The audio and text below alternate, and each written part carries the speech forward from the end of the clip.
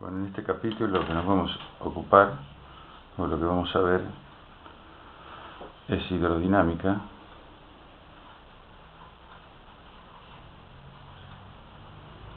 La hidrodinámica, lo que estudiamos son los fluidos en movimiento.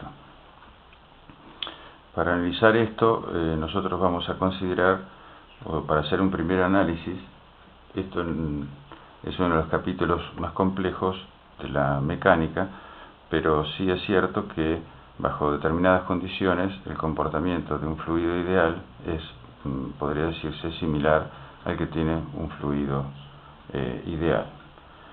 Nosotros definimos como un fluido ideal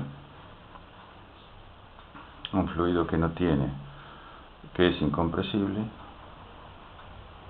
y no hay fuerza de rozamiento interno. La fuerza de rozamiento interno en un fluido se llama, ahora lo vamos a ver posteriormente, es la viscosidad.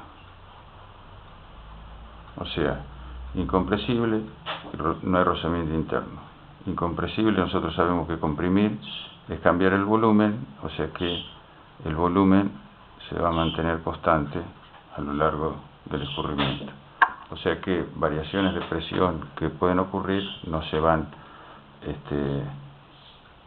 van a ocasionar variaciones del volumen. En el caso que nosotros estudiamos, los líquidos son prácticamente incompresibles, o sea que la condición de compresibilidad es bastante fácil de cumplir.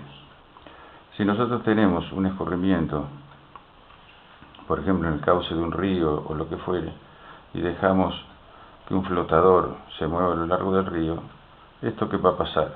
Puede ser que el flotador vaya tomando diferentes puntos o va a ir ocupando diferentes puntos a lo largo del escurrimiento. ¿Y qué pasa? La velocidad en este punto, y en este punto, y en este punto, puede cambiar tanto en módulo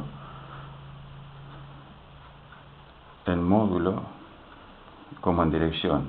Esto que es, bueno, la velocidad en este punto es diferente a esta, puede cambiar en módulo como en dirección. Pero para nuestro análisis, lo que sí es importante, y si nosotros dejáramos en lugar de pusiéramos otro flotador en este lugar, es suponer que va a seguir esa trayectoria. Pero si nosotros analizamos este punto 1, un punto 2 y un punto 3, ¿qué es lo que va a pasar? Nosotros podemos tener una velocidad V1 acá, una velocidad V2 acá y una velocidad V3 acá. Estas pueden ser diferentes tanto en módulo como en dirección, pero es importante definir y entender que para hacer nuestro análisis y todo el estudio que nosotros hacemos, y que vamos a definir lo que se llama el movimiento estacionario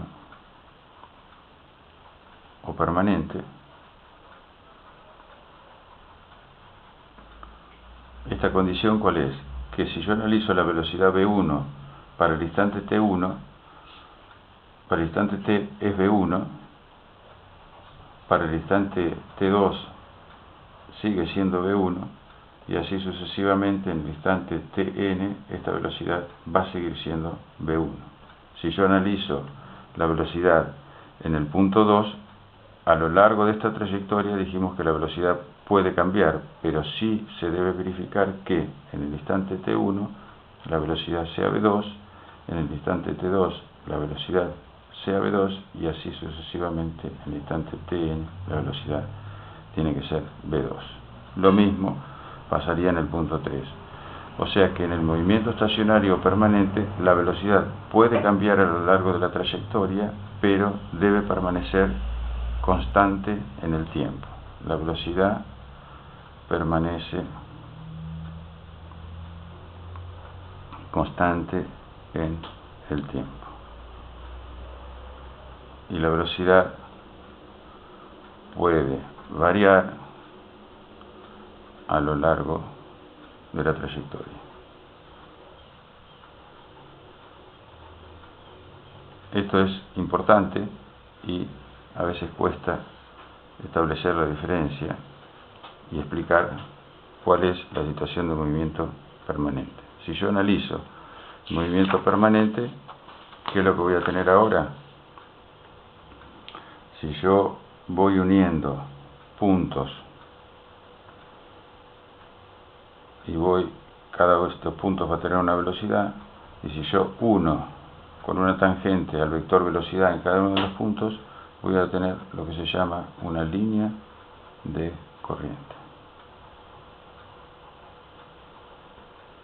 O sea, la línea de corriente es una línea tangente al vector velocidad en cada uno de los puntos que nosotros vamos a considerar. Si yo analizo ahora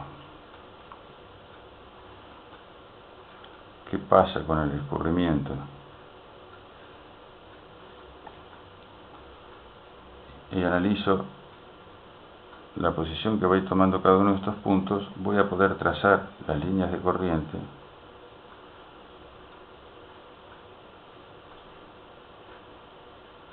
Estas líneas de corriente, en la medida que se acercan al estrechamiento, se van a ir juntando.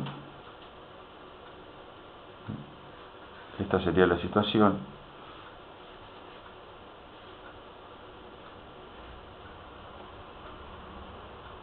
Entonces, ¿qué es lo que podemos ver? Si estamos analizando un fluido ideal, o sea, no viscoso y con movimiento estacionario, y analizamos la velocidad en una sección acá, ¿qué es lo que vamos a tener? Que el vector velocidad va a ser el mismo en cada una de estas secciones. Después vamos a ver que en un fluido real esto no se da, pero tiene un comportamiento, o sea, las líneas de corriente siguen un comportamiento similar a este si las variaciones de velocidad no son muy importantes.